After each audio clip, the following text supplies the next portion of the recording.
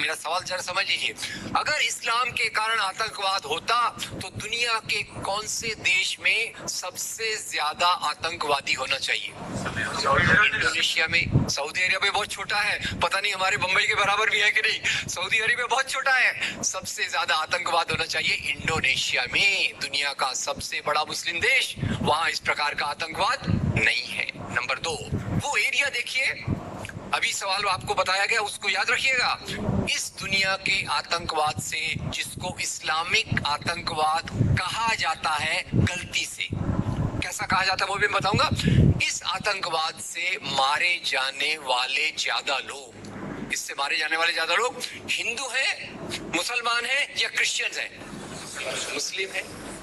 इस्लाम के नाम पे आतंकवाद है, सबसे ज्यादा कौन मारा जाता है? मुस्लिम। अब तीसरी बात का ख्याल कीजिए, किस एरिया में इसका लोकेशन है? This terrorism is located in which area? तो उस एरिया की मैं 3 आपको बातें बताता हूं। उस एरिया में, जिसको मैं वेस्ट एशिया कहता हूं, पश्चिम एशिया में 3 चीजें हैं। नंबर 1, वहां रहने वालों में मुसलमान ज्यादा है, यस नो? उसी एरिया में आतंकवाद ज्यादा है, उसी एरिया में तेल का खजाना है।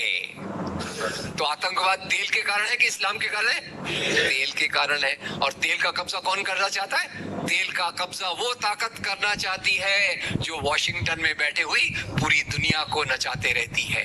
काम करने वाला कोई और गुनाहगार कोई और बनाया गया। अब ये आया कैसे?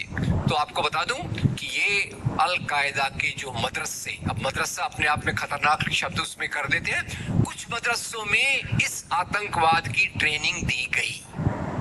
इस्लाम के कारण गलत। ये जो मदरसों में आतंकवाद की ट्रेनिंग दी गई, उसके पीछे भी जो हाथ था 2 चीजों का था। सबसे बड़ा हाथ था अमेरिका का।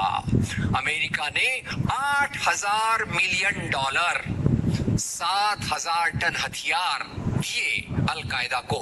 उनका ब्रेन वॉश किया गया। इस्लाम के जो 2 महत्वपूर्ण शब्द हैं, माफ कीजिएगा अगर मैं कुछ गलत कहूं, मैं इस्लाम का स्कॉलर नहीं हूं, समझने की कोशिश करता हूं, कुछ मैंने गलत कहा तो उसमें माफ कर दीजिएगा। तो 2 शब्दों को उन्होंने बदल दिया। एक शब्द था जिहाद। जिहाद तो जो है जिहाद अकबर, जिहाद असगर। जहां तक मेरी समझ है, जिहाद अकबर का मतलब होता है अपनी बुराइयों के खिलाफ लड़ना। जिहाद असगर का मतलब होता है समाज की बुराइयों के खिलाफ संघर्ष करना। तो इस जिहाद शब्द का मतलब बदल कर दिया गया कि जो भी व्यक्ति आपसे असहमत है, जो भी व्यक्ति को, किसी को पहले काफिर लेबल करो। अब काफिर का भी एक बहुत अलग मतलब है, I won't go to the details of that.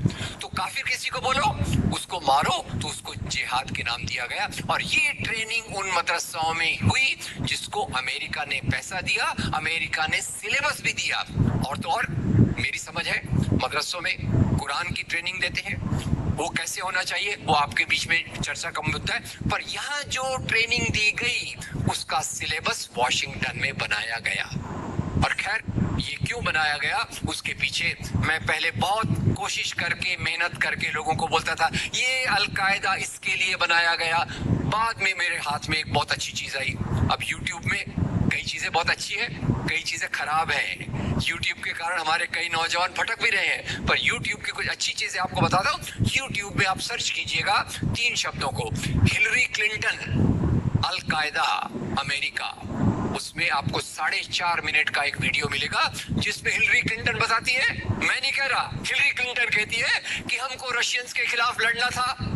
हमारी फौजें जो वियतनाम से एकदम डिमोरलाइज होके आई थी वो तैयार नहीं थी। तो इन एशिया के मुसलमानों के नौजवानों के कंधे पर रखकर हमने अपनी बंदूक चलाई, हमने अलकायदा खड़ा किया, हमारा काम हो गया, हम अपने हाथ धो लिए और हम अपने वापस आ गए। तो यानी हमने कैंसर के बीज डाल दिए, हम तो अपने देश में सुरक्षित हैं। उसका जो नतीजा भुगतना हो वो एशिया के लोग भुगते, वेस्ट एशिया के लोग भुगते। और उसी के साथ 9/11 के बाद उसी के साथ अमेरिकन मीडिया ने एक सबसे खराब काम किया, the most anti human act in the history of Mankind.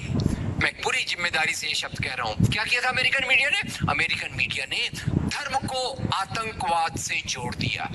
मजहब जो मोहब्बत सिखाता है, मजहब जो इंसान को इंसान बनना सिखाता है, उस मजहब के साथ इन्होंने आतंकवाद को जोड़ दिया और एक शब्द बनाया पहली बार, इस्लामिक टेररिज्म। याद रखिए, दुनिया में आतंकवाद पहले भी हुआ है। याद रखिए आयरिश रिपब्लिकन आर्मी, याद रखिए खालिस्तान, याद रखिए नाथुराम गोडसे, याद रखिए इंदिरा गांधी का हत्यारा, याद रखिए राजीव गांधी का हत्यारा। आतंकवाद पहले भी हुए हैं, पर कभी भी मजहब को आतंकवाद के साथ नहीं जोड़ा गया। तो मैं मानता हूं अमेरिकन मीडिया ने अगर सबसे गंदा, सबसे एंटी ह्यूमन काम किया है तो इस जुमले का बनाना, जिसको कहते हैं इस्लामिक टेररिज्म। अब इसके पीछे इस्लाम का कोई हाथ नहीं। जिहाद शब्द का मतलब बदल दिया गया और काफिर शब्द का मतलब बदल दिया गया। यहाँ से ब्रेन वॉश की एक प्रोसेस चालू हुई और इसी को मैं कहता हूँ, ये प्रोसेस जो चालू की, ये प्रक्रिया एक कैंसर होती है। मेरा थोड़ा मेडिकल बैकग्राउंड है, मैं जानता हूँ कैंसर शुरुआत में होता है, आपने ट्रीट कर लिया तो ठीक है, जब वो फाइनल स्टेज में जाता है तो पूरी दुनिया की बर्बादी करने पे तुल जाता है। और वही बात अलकायदा के साथ हुई। अलकायदा के बाद मामला वहीं खत्म नहीं होता। तेल की प्यास, तेल की भूख बहुत बड़ी है। आप जानते हैं भारत 200 साल तक गुलाम रहा इंग्लैंड का। काय के लिए गुलाम था?